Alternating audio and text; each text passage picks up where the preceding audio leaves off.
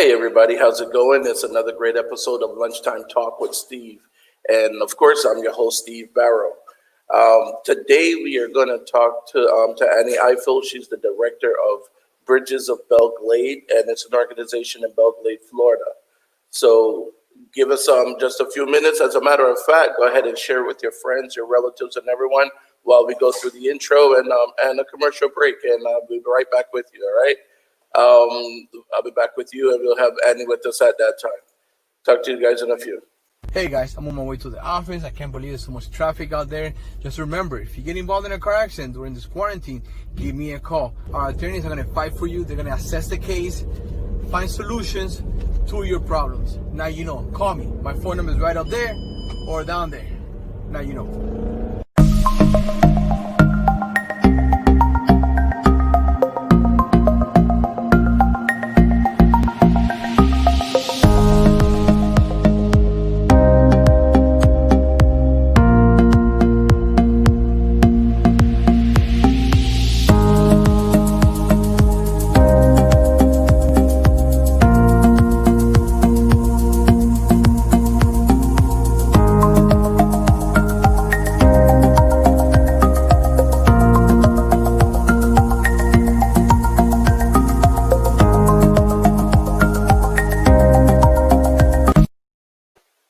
All right, and here we are. And you know what? What's so funny? I didn't even play the intro, but that's okay. We'll get to the intro later on. So we're gonna go ahead and invite Annie to be on with us. Annie, are you there? No. Hey, Annie, how Hello, are you? hello, good morning. Well, good afternoon, I should say. Good morning or good afternoon. Yeah, exactly. Yeah. How are you doing? How's everything going on up in Belle Glade? Everything is going okay, taking it one day at a time.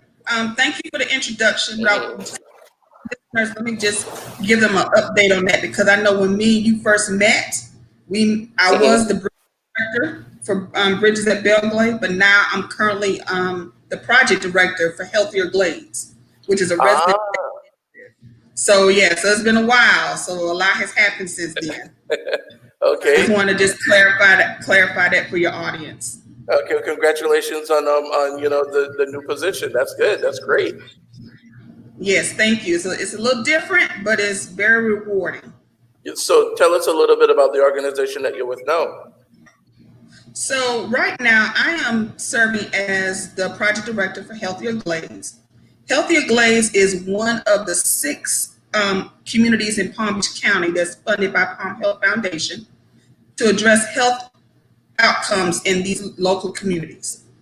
So each of these 6 communities reached out to residents to find out what things they wanted to focus on. And they had a choice out of family caregiving, diabetes awareness and prevention, and behavioral health. So we are the last of the 6 communities to come on.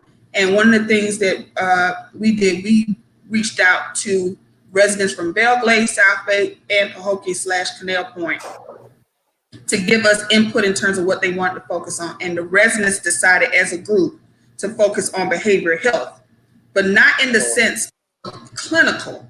It's more focusing on ways to unlock our community strengths and focus on ways on how we can be well, not only just physically, but mentally well. And and that brings me to my first point because I come up to Belle Glade and to Pahokee area a lot. But then today I was actually doing a lot of research on it, for the show. And there's a lot that, I saw it, but I just didn't know the extent of the numbers. Like I was looking at that, and it was saying that the unemployment rate could be as high as 40% in that area. Yes. Even though Palm Beach County unemployment rate is low, in our community it's much higher. But keep in mind too, we have a transient community. And what I mean by that, we have, of course, for anybody who knows the Glades, we have a very large agricultural community. So from October to about April, May, you will have folks coming here and working at the different sugar industries. So that's what's called our season. So now we're at the end of our season. So a lot of those folks who was harvesting the cane and the corn and those crops, now that the season is over, they're usually go up north to work. But now in the era of COVID, I'm not, right now, I know that's up in the air for a lot of those migrant workers that work here half of the year and then work north for the other half of the year. Okay, and that's another point too, because a lot of people. Well, first off, people don't know where Belle Glade is, so let's go ahead and give them a little bit of geography. I like to tell people all the time, when you look at the map of Florida, you see that little circle in the map, which is Lake Okeechobee.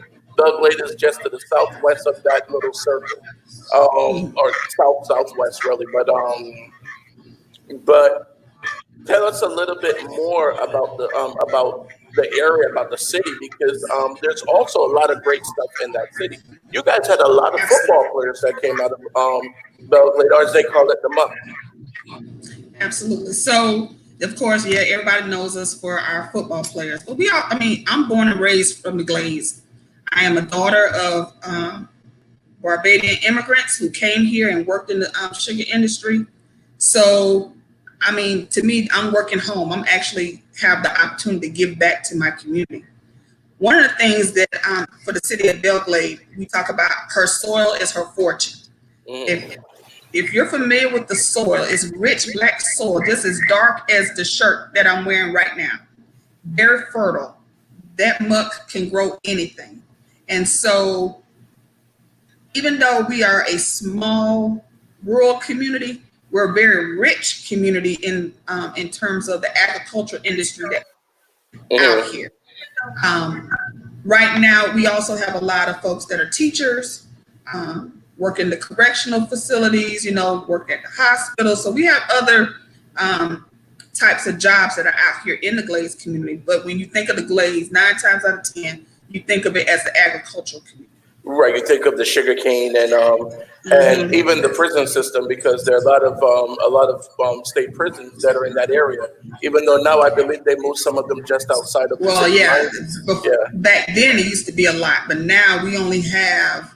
I think a couple of years ago they did away with the prisons. And keep in mind that was a big industry as well in our community. So when they shut down the prisons, a lot of our residents had to move to where the work was. Right. So right now we're starting to see a lot of industries, unfortunately, leaving our areas because the businesses are shutting down and people are going to where work is. And the correctional facility, GCI, is one of those examples of that. Okay, so when you and one of the other things too that I was looking at was the medium income, because people hear Palm Beach County and they think of Mar-a-Lago where the president lives, and Wellington where people have airplane hangars on their house and all kinds of stuff. You're a part of the same Palm Beach County as that, but do you find that you're getting the same services for your residents in your area as they're getting in that side of Palm Beach County? Okay, I'm going to speak as a resident since I live here, not as far as Healthier Glades, but as a resident. As a resident.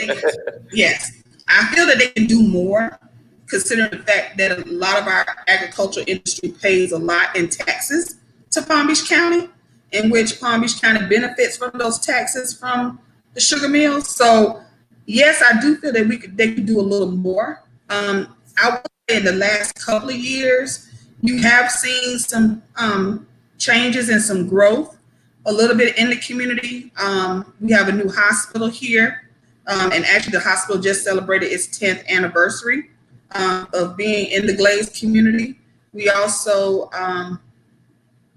as well brought another industry, TELUS, that does recycled products that's here in the community. We have an industrial park in Belle Glade where you have a recycling packing house and different types of things that are bringing businesses here. Could we do more? Absolutely. But like I said, the county has done some, but like I said, as a resident, I feel they could do more. what kind of things would you like to see come to Belle Glade? What kind of things would you like to see come to? And I know, Pahokie's right next to Belle Glade, and even South Bay and those areas. What kind of things would you like to see come to those areas? Or even Harlem. And by the way, I always tell people, yes, there is a Harlem, Florida. When I say Harlem, people think I'm talking about New York. No, there is a Harlem, Right. Florida as well. In Clewiston, yes. Yeah, right over Clewiston, exactly. I would say this. I would love to see, right now we're seeing a lot of growth in the city of Belle Glade. I would love to see some of that same growth in both Pahokee and South Bay. South Bay is starting to bring some industry into their community, like a truck washing place. If South Bay sits on US 27, so there's a lot of trucks that come back and forth on that highway. So you have a lot of gas stations in that community. You have auto repair shops that are in that area. Right, yeah, that's why as soon as you get into South Bay, right where the gas station and everything is before you get to the park, the truck place I think is on the left. That's what you're talking about? Mm-hmm. Yeah. So we're starting to see some things in South Bay. Pahokee, when Hurricane Wilma hit, they had an opportunity to really clean out the marina. So if you were to come and see the marina right now, it's beautiful. Pahokee is sitting on a gold mine with the view of the lake. So they have some opportunities to really do some things to really bring some industry to the city of Pahokee by way of the marina. I know that the commissioners are probably having those discussions. I don't attend those meetings on a regular basis, but I'm almost sure they're having those discussions because they did a wonderful job with the cleaning up of the marina.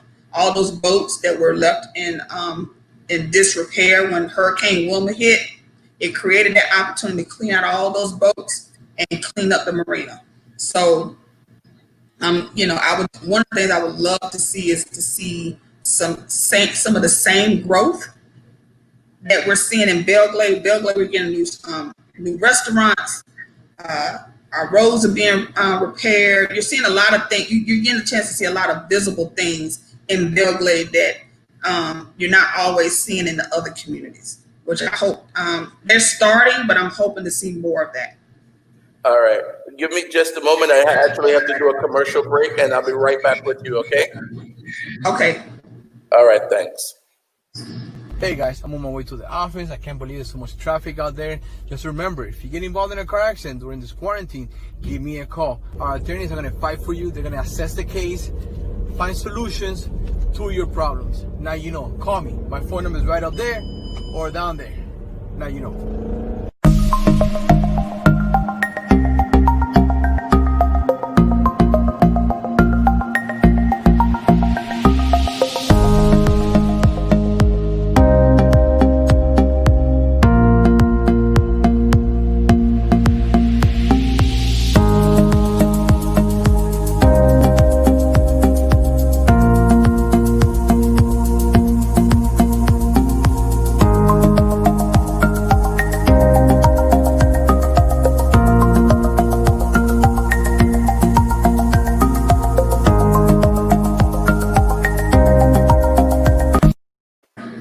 All right, thanks very much, and we are back.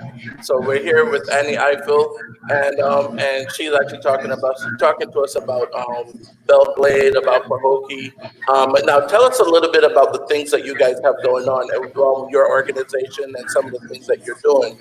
We spoke about some of the COVID-19 things, as a matter of fact. What's some of the stuff that you guys have going on up in Belle Glade right now to help the residents when it comes to the COVID and different things that's going on?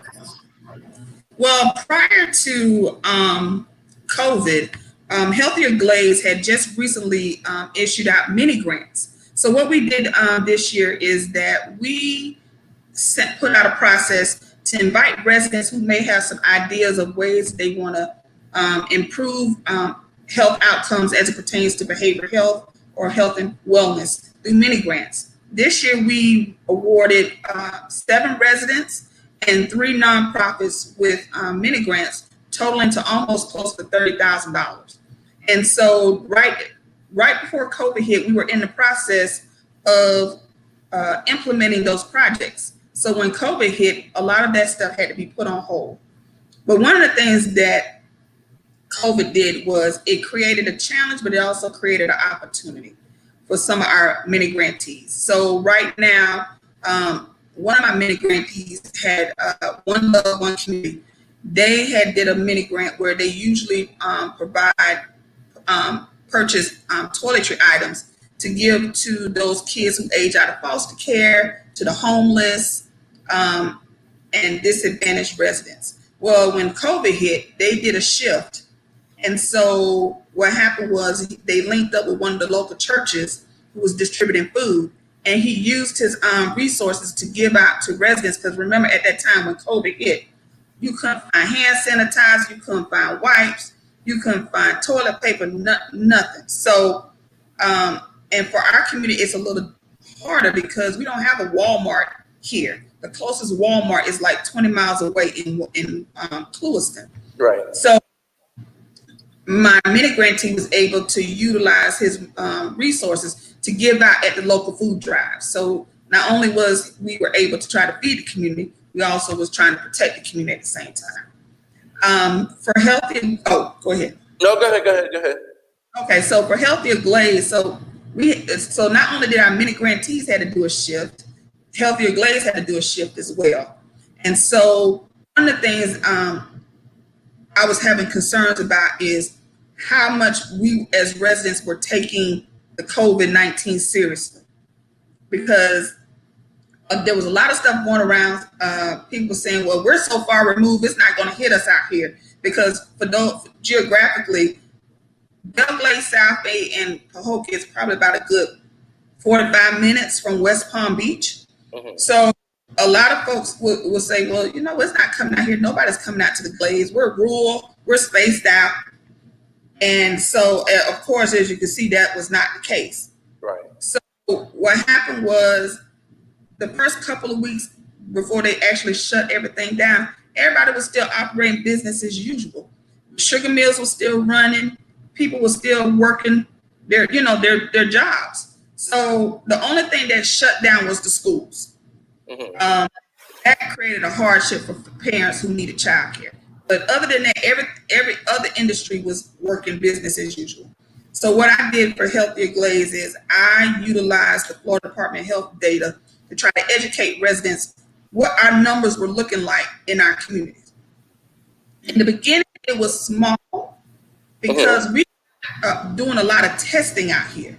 So what happened was when Palm Beach County got the testing for Palm Beach County, at one point it was only one testing site, which was the 15 ballpark. So anybody in the Glades who felt sick and probably had to get tested would have had to drive all the way to West Palm to get tested. Which is about 45 minutes to an hour. Which is about 45 minutes away. So what happened was our local hospital started doing some walk-up testing, but it wasn't, was doing some walk-up testing. And then probably about a couple of weeks later, they started to do testing by appointment out here in the Glades. Well, a lot of our, for residents who don't have a car, how are they gonna do drive-through testing?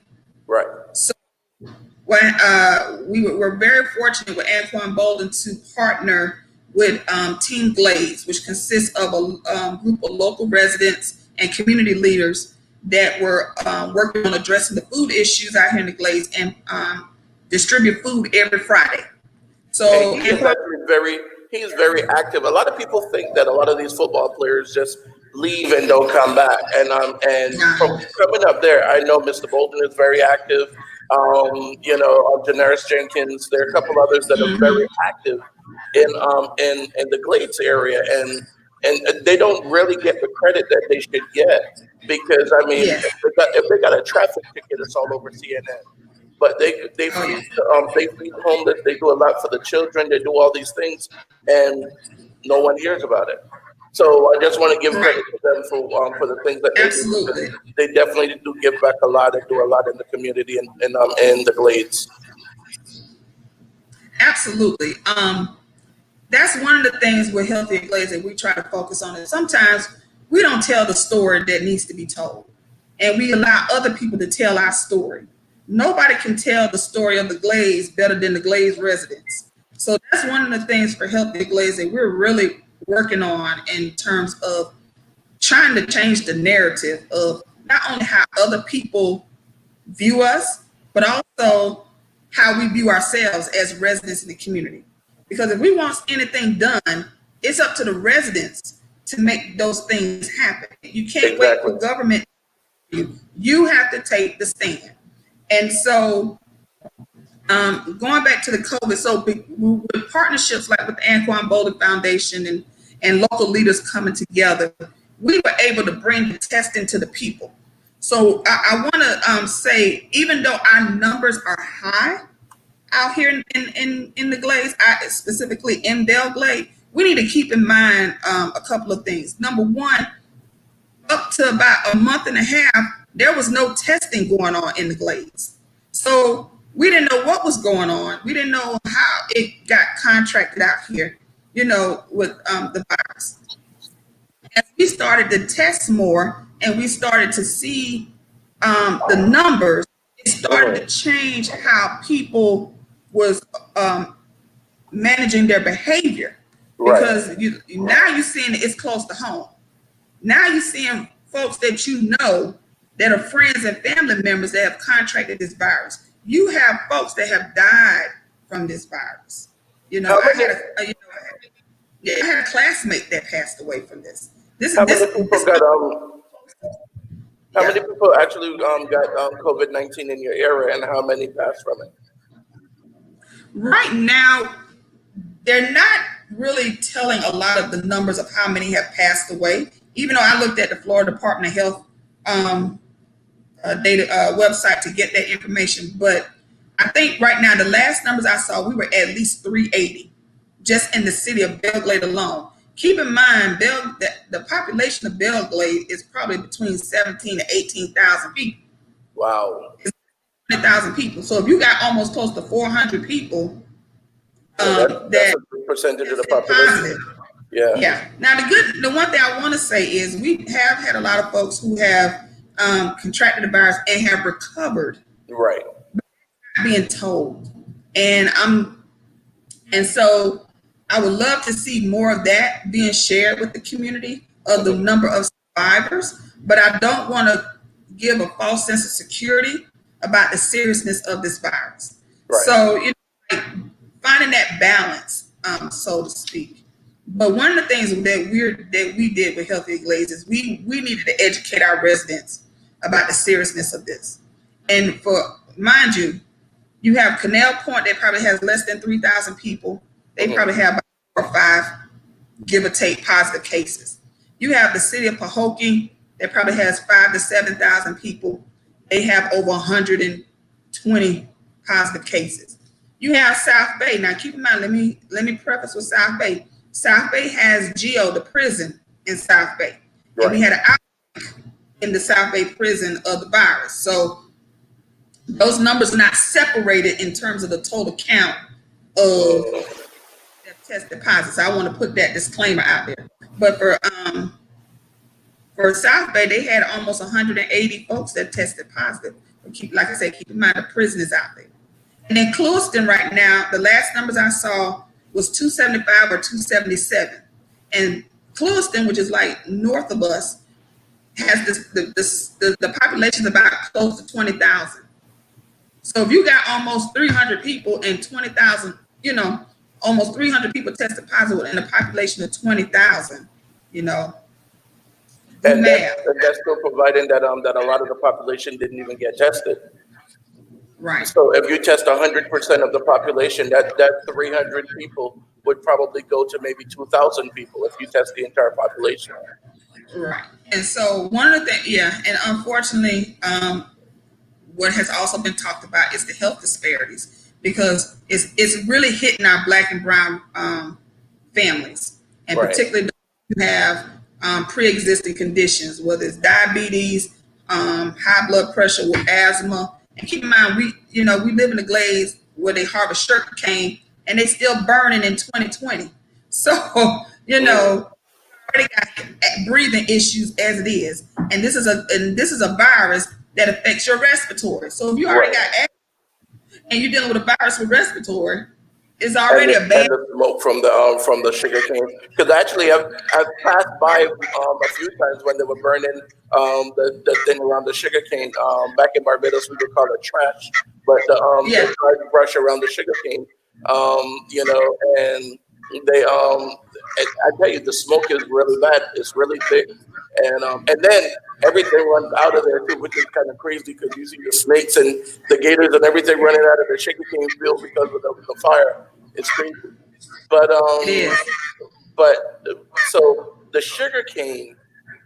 Now, this is one of the things that also gets me because we're looking at a area that is that the poverty level is so. I mean, poverty is rampant in that area, but a lot of money is being made in that area from the sugar cane, the sugar that we eat, whether it's Dixie Crystal or whichever one.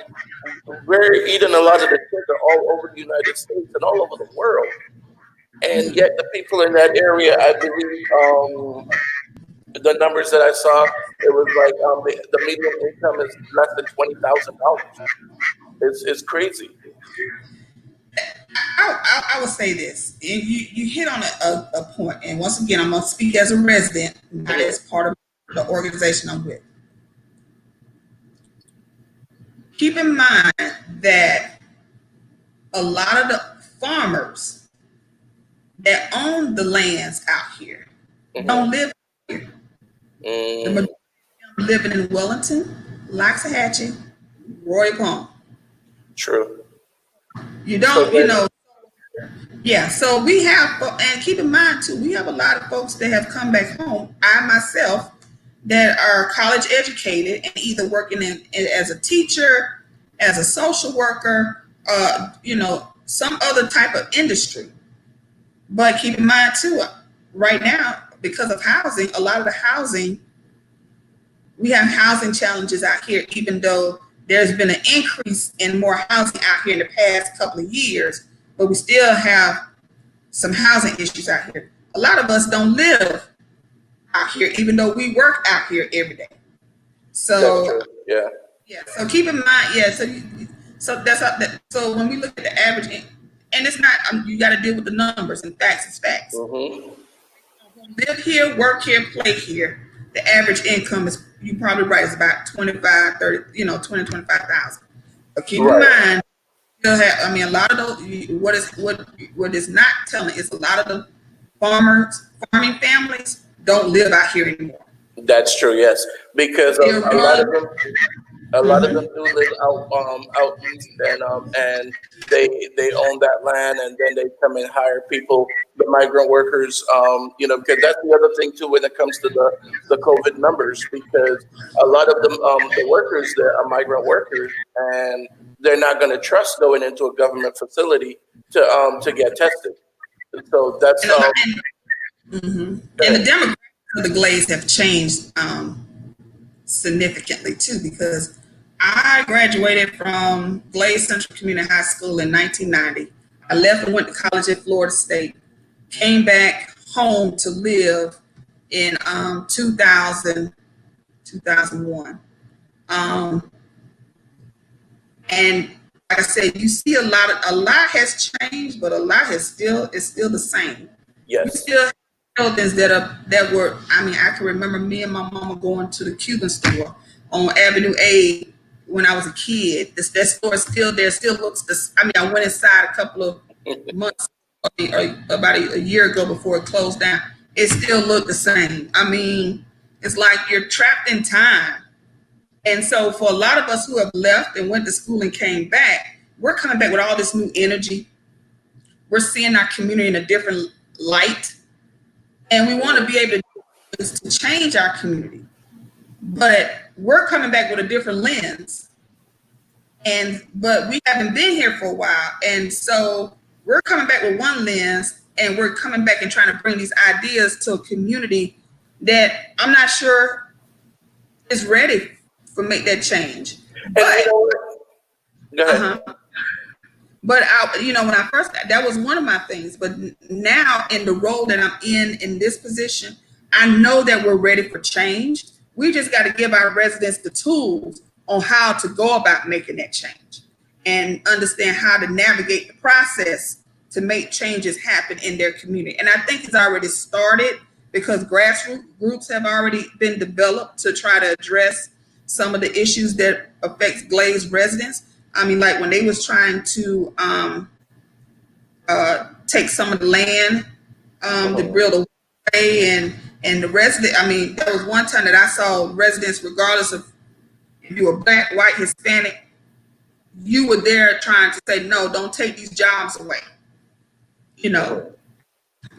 So I think our residents now are ready for that change, but it's just us having to give them the tools on how to go about to make that change. And that's a good point that you just made.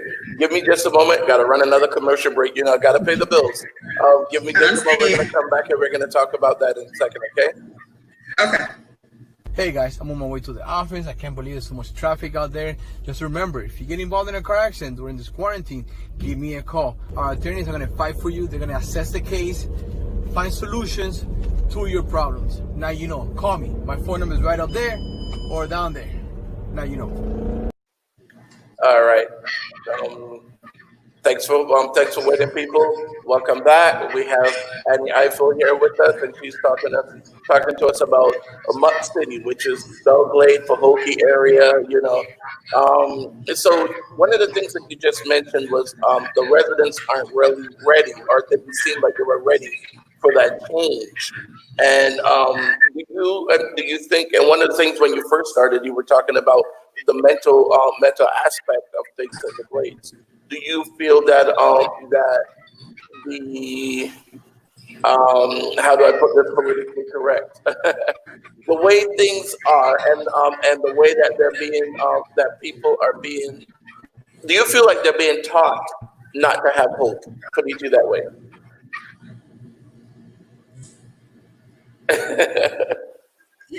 I would say this.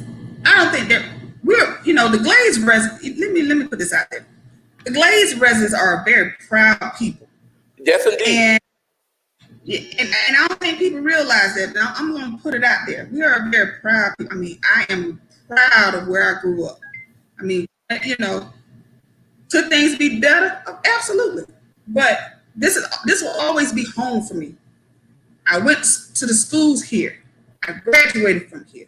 I work out here. I live out here. I still hang out with some of my friends that I went to school. I mean, this will always be home. I think a lot of it right now is you're starting to see a shift. And it's because a lot of our, a lot of the leaders that used to be the ones that used to sound the alarm about issues that are going on in our community, they're passing on. So now it's time for the next group to come and take that mantle and start addressing some of those issues. And right. I think that is happening. It may not be happening in a speed that we would like, but I think it's happening. Because the reason why I say that, and the reason why I say that, not to say that they're not prideful people in the Glades, because I know a lot of great people in the Glades. But when I talk to people, like when I go up there and I sit and talk to people, whether it's at the Okeechobee Outpost or wherever, I always hear people say, every time you try something, it's like, they make it so hard, or they push you down. And I feel like people find that it's easier for them to do something in another county or another area, especially if they're fighting against the grain. Because, I'll give you an example in Pahokee, or in South Bay, Belle Glade, Clueston area. It's like, I kept asking, what is there for teenagers to do there, really? And all the teenagers I talked to, they're like, oh, well, we go over to Palm Beach. We go over to, they go over to, what do you call that, Riviera Beach. They go down to Fort Lauderdale. And it's like, there should be something in the area for the kids to do, or even something then to make them to make them feel like because one of the other issues too is looking at the statistics, the census statistics. The last census statistics show that almost 50% of the young men between 18 and 25 had a felony conviction, and it's because they're bored. They have nothing to do. We did stupid stuff when we were kids because we were bored. So and I made that comment before a couple of years ago. I believe now he's Mayor Steve Williams. And I was like, what is there for the kids to do? The kids are bored. That's why they keep doing stuff. And nothing. I would say this. I would say you're not wrong in what you're saying. As a child, growing up here as a child, I was one of those kids that we were here Monday through Friday, but when Saturday hit, we went to West Palm. We was one of those kids. And so you're right. There's a lot. As far as things for families to do, things for kids to go, that is an area that has been sorely neglected in our community. Boys and Girls Club just built a new facility out here in the Glades, and I think it's going to be like a teen center to address that same issue that you're talking about. But keep in mind, it's in Belle Glade. Pahokee is not in South Bay, so I know that from South Bay or from Clewiston, they have to come all the way down 27 and then come around. And if they don't have a vehicle, that's a hell of a bus ride. Yes. So granted, if you don't give the kids something constructive and positive to do, they will go astray. Yes. And if they don't have pressure at home to steer them right from wrong, of course, they will go astray. I see it firsthand. So, is that an area that needs to be worked on? Absolutely. They're making some changes to our county parks. The Orange Bowl committee just did brought a football field to our community for the little football leagues that's going on out here.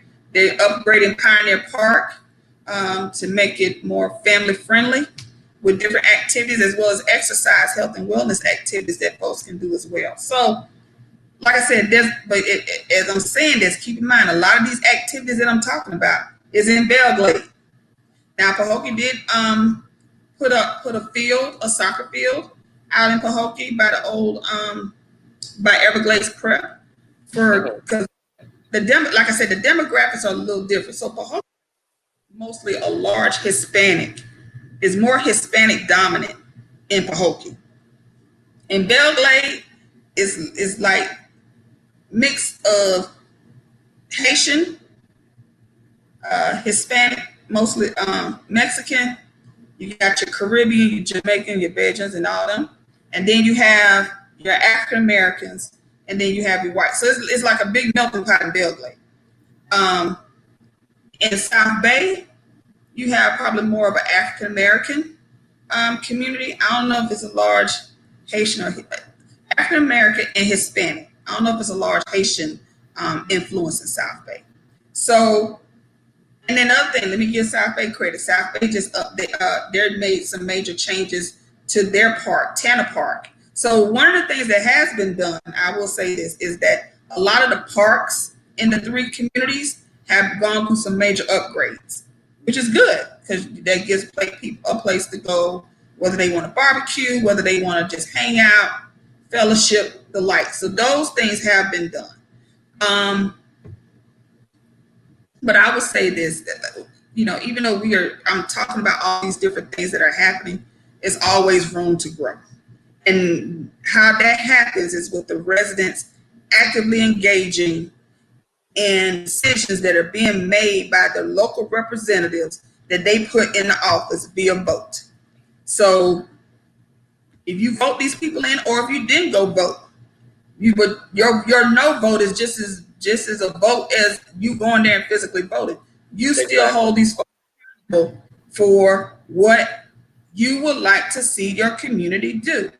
And so right now in the different communities, you can see some things that are changing, but it's more visible in Belle Glade right now than you see it in the other communities. But And there is happening. what kind of things are you guys doing? Your organization doing? That people need to be aware of. What is it that's going on? That my viewers need to be aware of things that you're doing, and how can they help if they want to help? Well, one of the things that's unique about the Healthier Together communities, and let me preface, we have 6 communities in Palm Beach County that's similar to mine. Of course, Healthier Glades, which is me. We cover Belle Glade, South Bay, Pahokee, Canal Point, and unincorporated areas around Lake Okeechobee. Then you have Healthier Lake Worth Beach. You have Healthier Delray Beach. You have Healthier Boynton Beach. You have Healthier West Palm that deals with West Palm and Riviera Beach communities. And then you have Healthier Jupiter. So we're not necessarily a program. What we are a initiative where we tap into the residents that are, because keep in mind, a lot of these communities already have residents that have identified an issue and working on the issue. What we're doing is we're trying to tap into what is currently existing in these communities, and we're trying to utilize the dollars that's been awarded for our different communities to try to continue and address and support the efforts that are taking place out here. So what Palm Health has done, Palm Health Foundation gave each of these communities $1 million to use for the next 5 years. So every year we get like $200,000 budget to work with, and we try to use that budget to try to address issues about whatever our focus is. So for us, with Healthier Glades, we're utilizing those dollars to give mini grants to residents to address issues around behavioral health. One of the things we've also done is we've done like Let's Talk panel discussions with documentaries that focuses on issues that impact our community. We've done mental health awareness campaigns where we have invited residents to come and learn more about how to be that mental health first aider, that if you see somebody in distress, how you as a lay person can go about helping and supporting that person. You don't have to be a clinical therapist to support somebody who's in need, but just being aware and knowing the signs. The other things we've done too is we provide financial support, like during the COVID-19, because the food issue was such a big need at the time and still is in our community. We offer some financial support along with other community partners to keep the food services, distribution services coming in our local communities. So, it's for us, we're not a program, but what we are is with my role is staff of one. So what I do is I network with different community leaders, residents, trying to tap into what things we can do to make our community better. And so a lot of my work is very non-traditional. It's not a 9-to-5 job. It's a 24/7 job. Like right now, I'm currently working with identifying residents who can make cloth masks, because we know that the numbers are high. I put a call out for somebody, for folks, if you're living in a community and you can make masks, reach out to me, because there may be a way that I can support your efforts financially to make those cloth masks. And at the same time, you're giving back to your community. As soon as I put that message out, everybody start calling me or texting me or emailing me about how they can help. So like I said, that's the kind of the reach that I'm doing is not being like a program and telling folks this is what I feel you need to do. It's more the residents telling us what they want. So it's just flipping the roles a little bit. Julia was asking about some of the mental health things that you were talking about, and how can you tell some of the signs? But you guys are not the counselors; you're actually helping to support the program, correct? Yeah. So let me expound on that. So for us, as I said, we're not a program. Even though I'm a social worker by profession, I don't provide direct service to families. I used to do that anymore. But what we've done is we're seeing a lot of residents are seeing that are having family members or friends that they're seeing that something's wrong. They can't put their finger on it, but they know something's wrong, but they don't know how to help. And so if we give our residents the tools on how to identify those things, then they're in much better position to provide the support and help that's needed, even if it's just making a phone call to the crisis hotline on behalf of that person, if that person's in that state of, I don't want to move, continue on, that kind of thing. One of the things because keep in mind with a lot of small communities and a lot of rural communities, they're very skeptical of programs that come in and out of their communities because they don't stay long. Right.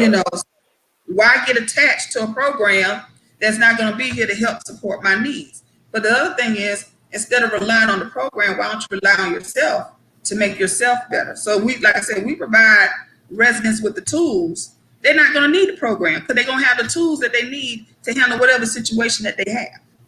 And another thing too, for Julie and some of the others that are out there that are watching, that they go to Lunchtime Talk with Steve, we actually have a section that's called Help. And from there, it connects you to things like 211 for help with your rent, with your light, suicide prevention hotline. And these are and even like Feed Florida and Feed America. So these are programs that are available all over the U.S. So no matter where you live, you just put your zip code and it will tell you where you can get food from a food bank, or, it'll route you to suicide prevention in that area.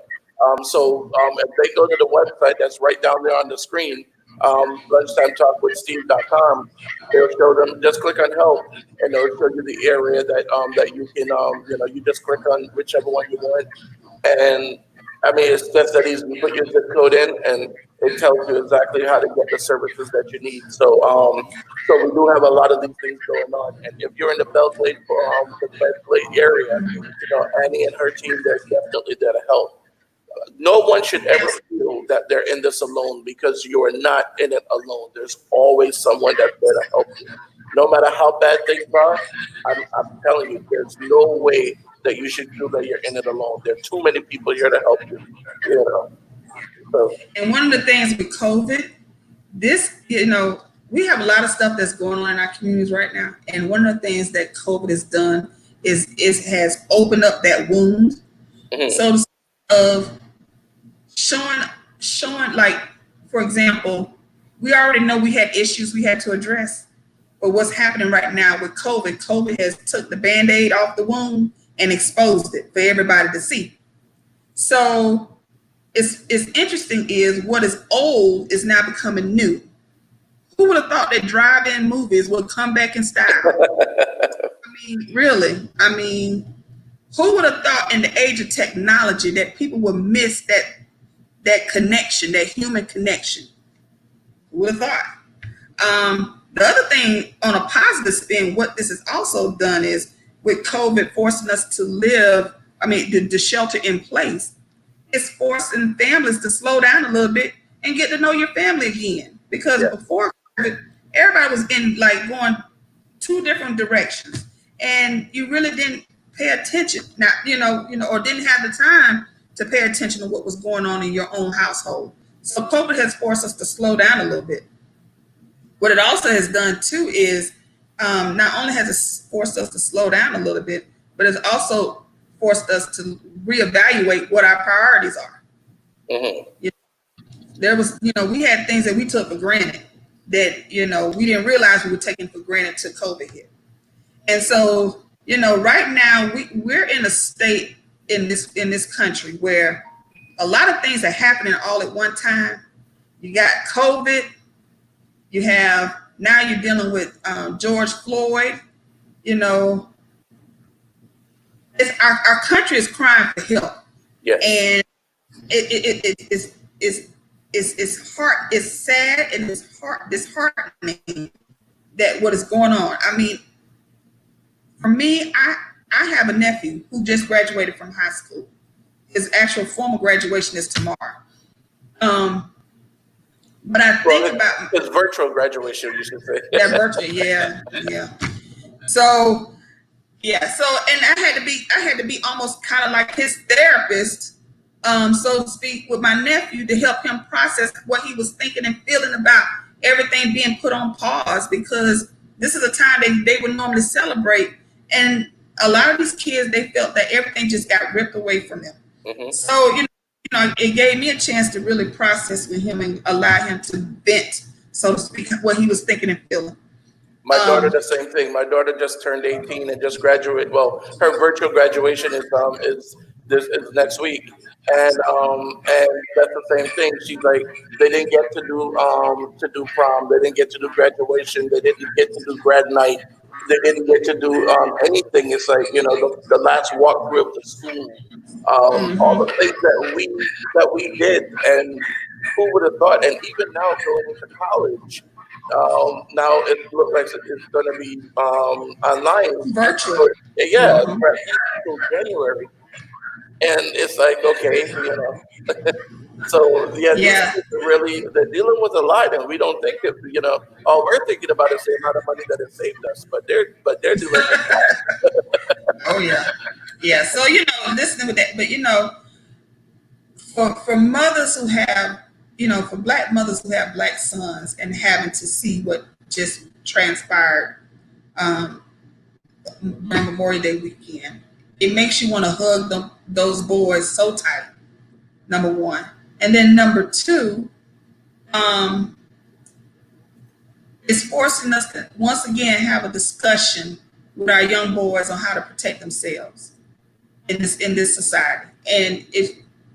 And keep in mind, the conversation that we're having with our sons, white people are not having with their sons on this, and how do you explain that to a child that really hasn't started living yet?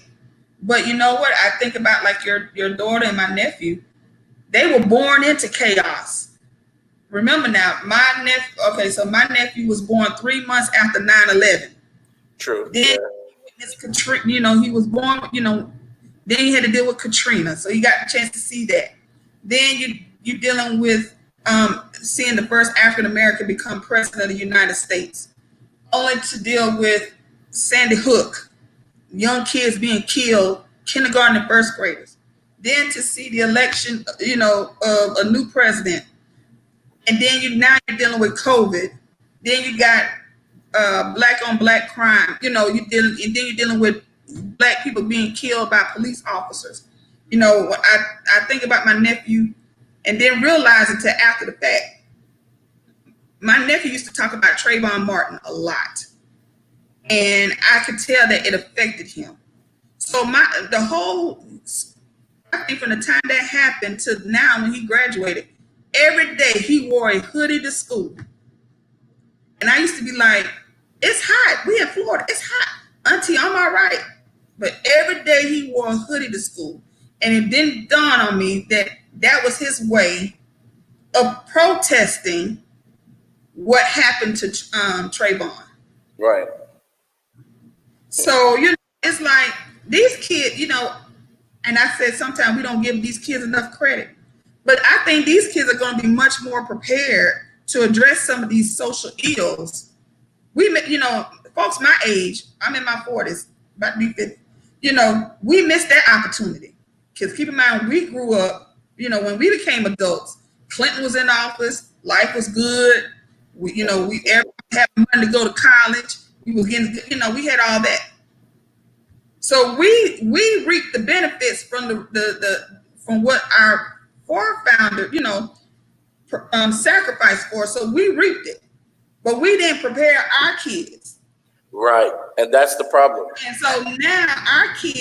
so now the grandkids of the kids are now starting to see the social ills that the kids of the 60s saw in 2020.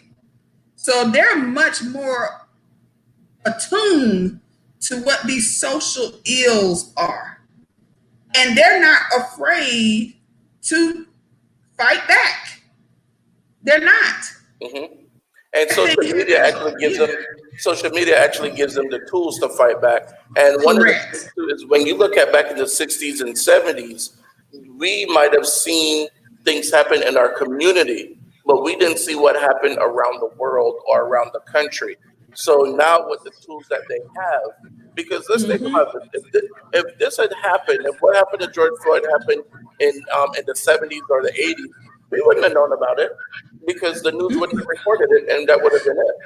But because Well, of keep, social media, or even what happened in Georgia, with Ahmaud, Marbury, yes.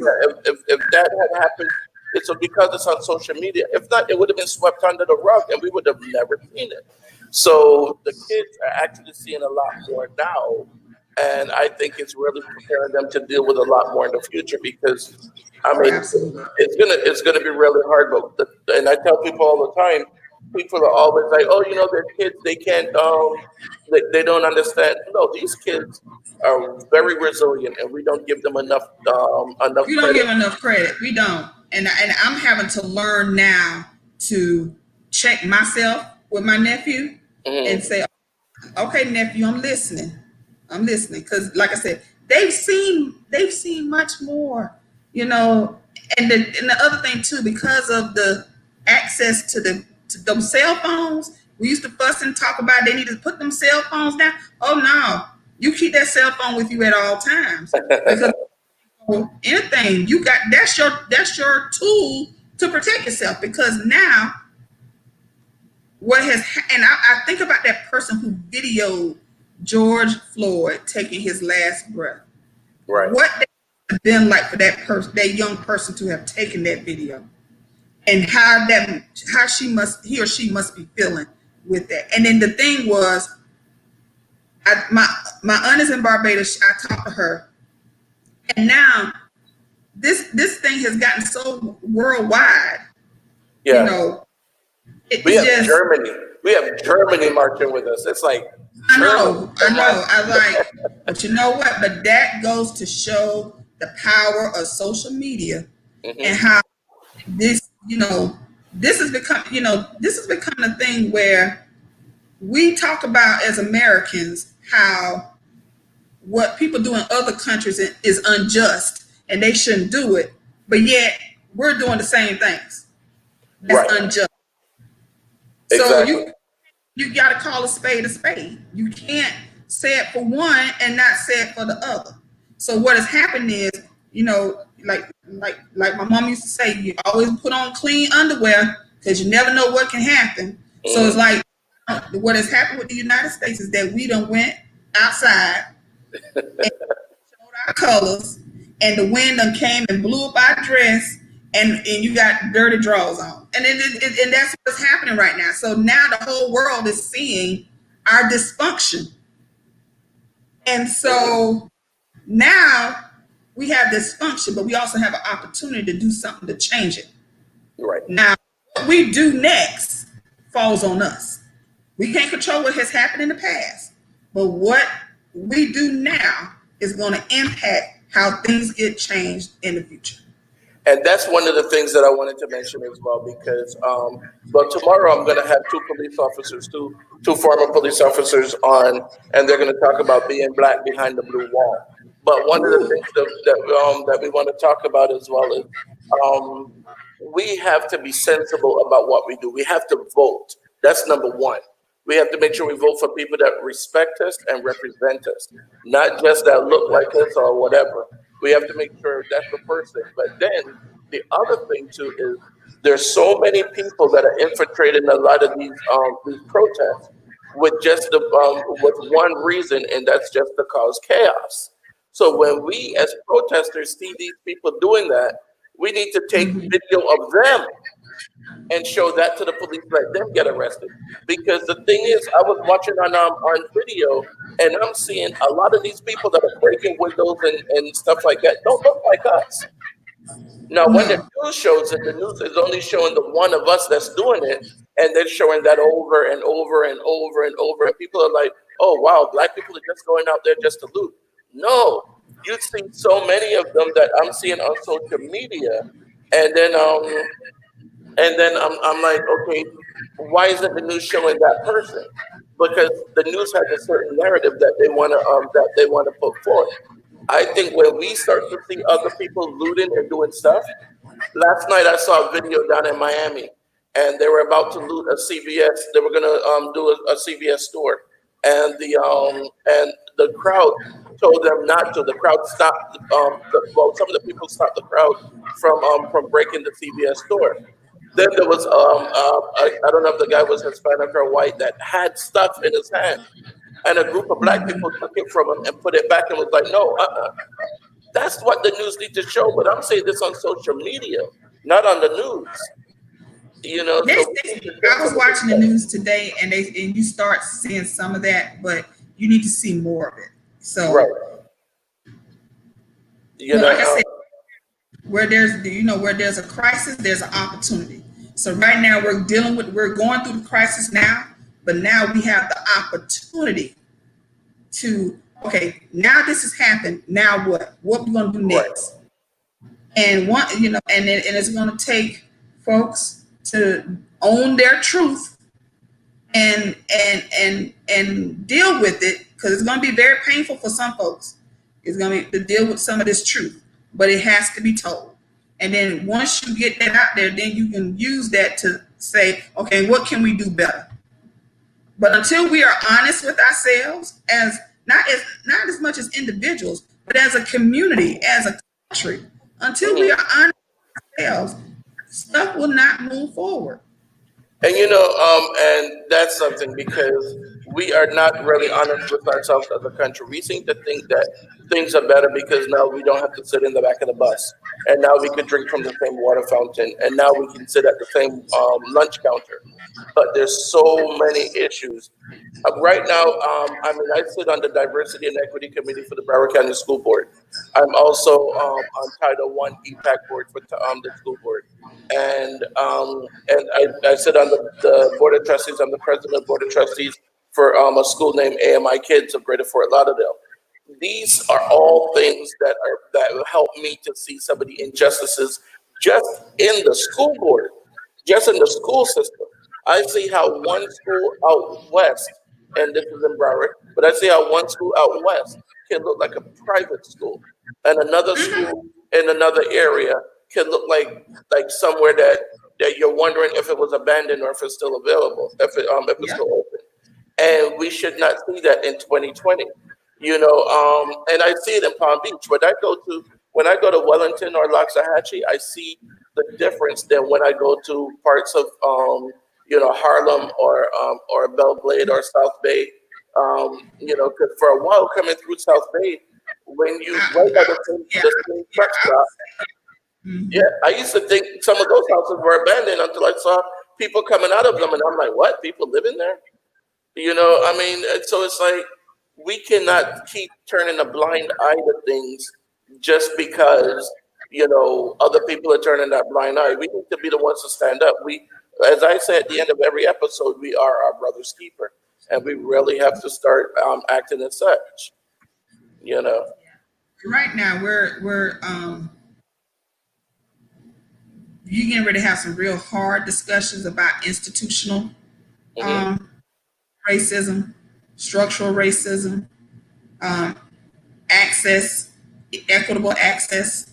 I should have the same opportunities as the next person. If I've done everything that the other person has done, why do I have to go through extra hoops to get a loan to start a business? Why do I have to go through extra loops to get a loan for a house compared to my counterparts? And so not even if you've done everything that they've done, if you've done more than they've done, then why do you still have to go through extra hoops? Correct. And you can have somebody with a 600 credit score who is not Black and have a better chance of getting a loan for a house than somebody who has an 800 credit score, who's Black, who's done it and don't have not one piece of debt, and probably want to start their own business and can't because they won't give them a loan saying they don't have enough collateral, or come up with some other excuse. I'll tell you, my daughter just turned 18, like I said, and one of the things I did is I took her over to the credit union, to We Financial Credit Union. And I told her, I said, what you need to do is you need to have a relationship with a banker.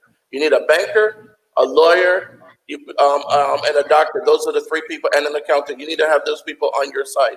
I introduced her to a doctor. I introduced her to the manager at the branch. You know what I mean? So we're building that foundation, because once you have that relationship with that credit union, and we financial, this branch in particular, almost everybody that work there is black. They're West Indians, and but that shouldn't even matter. That should not matter. But the thing is, when I introduced her to the manager, I'm like, if you ever have a problem, you give him a call. If there's something that's not right, you give him a call. And that's how we have to do. We have to build relationships. Because if we walk into Bank of America and we say, I want a house, but you don't have an account at Bank of America, or even if you have an account but it's not your main account, they're going to say, well, why should I give you one? We already know we have to jump through hoops. Build that relationship. This way, you're building the stairs. So when you have to jump through the hoop, you just step into it. You don't even have to jump. So and we're going to have a financial person on the show in about 2 weeks. And talking about some of the things that we need to do, because honestly, it's about time that things change. We cannot just keep having the same things and saying, "Oh, it's gonna get better. Pray about it." Pray changes things, but I think that we need to help God along with it too, because the Bible says, faith without work is dead. We got to work. We got to do our part. We got to do the work. Yes, absolutely. But it's time for me to head back to work, because you know how it is. Oh yeah, me too. I gotta go get myself. All right, but I want to thank you very much for being on the show. Are there any parting words that you want to leave with our viewers today? All I can say is, first of all, thank you for the opportunity to speak to your audience today. All thing I would like to say is just stay encouraged. Everything starts with you. And so the last thing I'm going to say is I'm going to send to you, Steve, we're having an information session tonight with some of my other Healthier Together communities to talk about mini grants. So if you live in Delray, Boynton, West Palm, or Jupiter area, there's some opportunities for residents to apply for mini grants. I'll send you that information, Steve, and you can post it on your website. Definitely. And are these grants for anything? Are they for housing or for to open up a business? What's it for? It varies from community to community. Some of the project directors, some of the Healthier Together community are using it for folks to start their own businesses. Some of them are doing to address issues around health and safety. It varies. So that's why I say it'd be good to just for residents to come and learn more about those. And I'll send that. What I'll do is this going to be a live broadcast, or is it going to be that you guys are doing tonight, or no? It's a Zoom meeting, but there's an Eventbrite, so I can send you the invitation to sign in. Right now, yeah, I'll definitely sign into that. I'd like to be able to be a part of that conversation as well. Okay. All right, but thank you very much, Annie. I appreciate it. You're welcome to be back on the show anytime you want. It's like the fight is never going to stop. We have to keep fighting, and we can't get tired. We have to fight tirelessly. So I really thank you for everything that you do for the people in Belle Glade and Pahokee area, because you've been fighting for a long time. Me and Colin Walks go back a long way, and before I met you, I've been hearing your name. So, I tell you, you're doing a great job. I've been back home for a while. Yes. Mm-hmm. So definitely, we'll talk later on, and we'll get you back on the show again to talk about some of the other things you guys are doing. Okay. All right. Looking forward to it. Thank you. Thank you. I appreciate it. Hey guys, all right. Thank you very much for watching Lunchtime Talk with Steve. It's been another great episode. I thank Annie for being on the show. She did an awesome job with explaining everything that's going on up there. And I just want you guys to know Everyone's not as privileged as you are. Thank God every day for what you have, all right? And definitely when you can help someone, help them. Reach out to someone that you haven't seen in a long time. Do a random act of kindness for a stranger. If you have a friend or a relative that needs to get to the food bank, pick them up. If they don't have a car, take them to the food bank. Help them to get some food. There's so much that you can do. You don't have to be, Superman in order to make a difference in someone's life. All you have to do is be willing to help. That's it. All right. But as always, you are your brother's keeper. Look out for each other. And I'll talk to you guys tomorrow. All right. Peace. Peace, peace, peace.